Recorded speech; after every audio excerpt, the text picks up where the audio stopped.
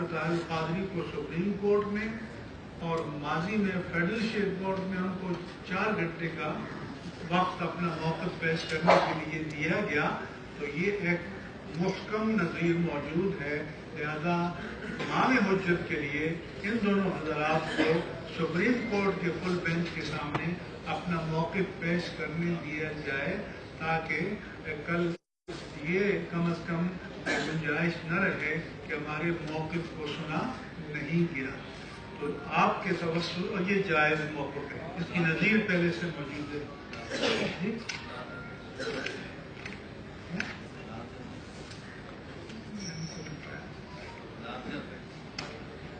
Full bench کا full bench.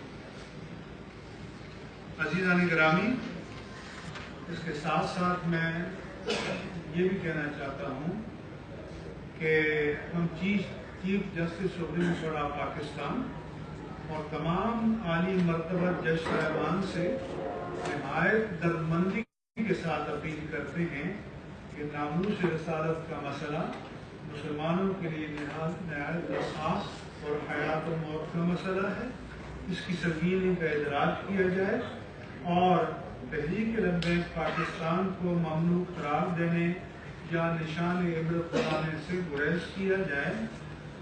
اگر اس طرح کے لوگ ہمارے پولیٹیکل نیٹ ورک میں آنا چاہتے ہیں، ان کو اسپیس دی جائے، کیونکہ آپ اگر ان کے آگے دروازے بند کر دیں گے تو پھر انتہا پسندی کی طرف جائیں گے، سڑکوں کی طرف جائیں گے۔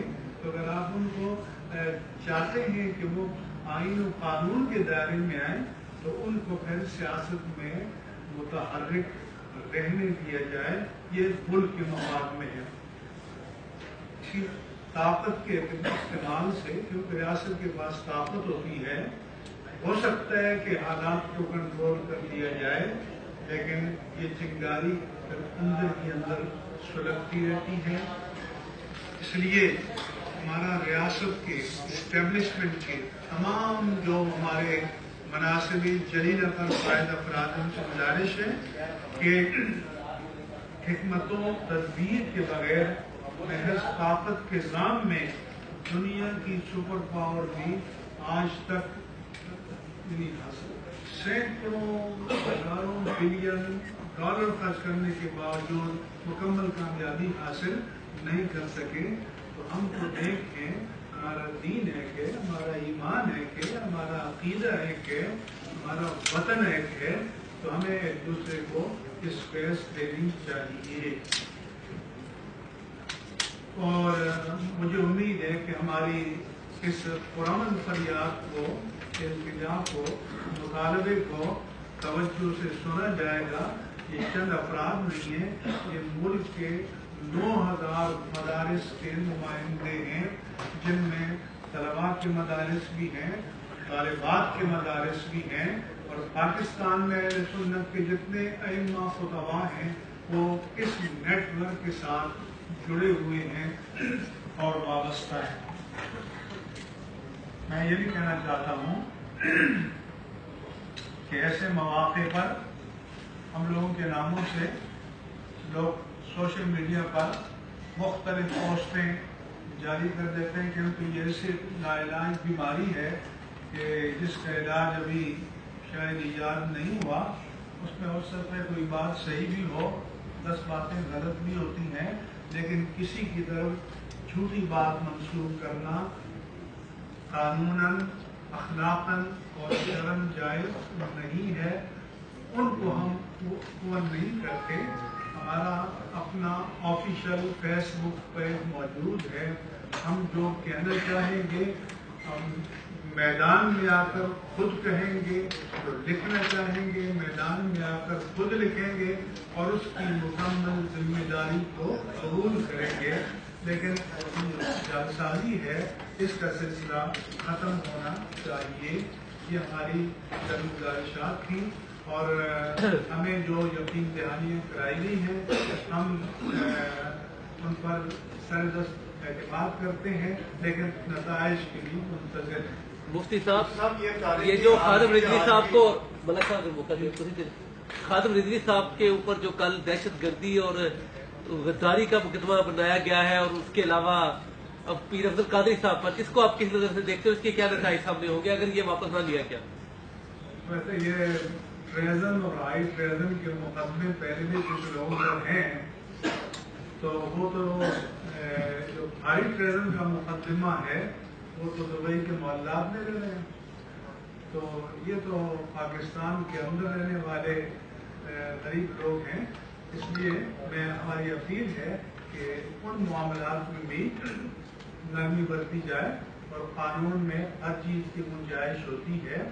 और जब उनको जैसा कि हमने अपील की है, मुतालबा की है, तवक्को करते हैं कि जो उनकी लीडरशिप डिस्पर्स है इस वक्त उनको सेंट्रलाइज किया जाएगा ताकि वो इकट्ठे बैठें और फिर एक मुतवाज़िन वो मौके इख्तियार करें। और हमारे लिए भी अगर कोई मौका हुआ तो हम कोशिश करेंगे कि उनके साथ हम कोई इंटरेक्शन करें और माकूलियत की तरफ जाए।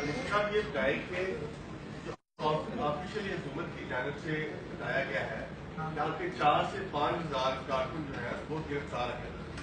हालांकि बहुत ज्यादा तादाद आपके साथ ही जब धरने भी हुए या पार्टी में हुए, क्या आप समझते हैं इतनी ही फोर्स थी आपकी कि उसके बाद किसी ने एहतजाज नहीं किया और आज आपको माजरत खाना प्रेस कॉन्फ्रेंस करनी पड़ी और रिक्वेस्ट करनी पड़ी उन अदारों के साथ जिनको मौलाना आज़म नज़ीर साहब गाली गलौज करते रहे और बगावत पे उठाने की भी बातें करते रहे?